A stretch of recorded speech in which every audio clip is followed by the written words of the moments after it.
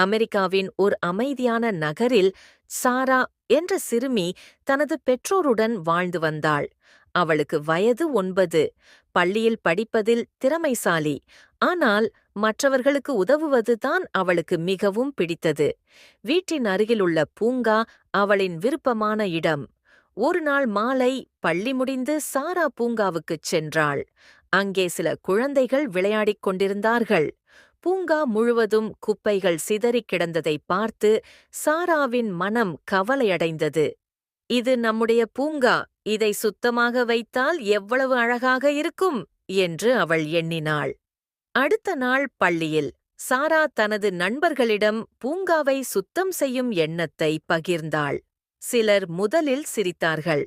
நாம் ஏன் இதைச் செய்ய வேண்டும் என்று கேட்டார்கள். ஆனால் சாரா பொறுமையுடன் பேசினாள். சிறிய முயற்சிகள் கூட பெரிய மாற்றத்தை உருவாக்கும் என்று அவள் சொன்னாள்.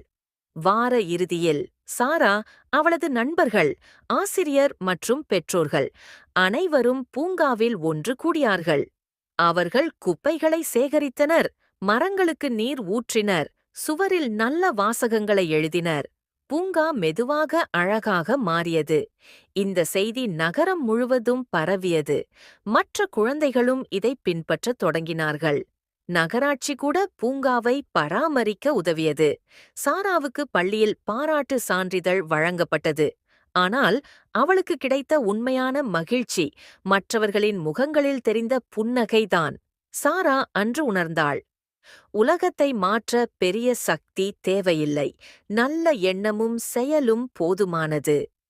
சிறிய முயற்சி, நல்ல மனம் மற்றும் பொறுமை ஆகியவை பெரிய மாற்றத்தை உருவாக்கும்.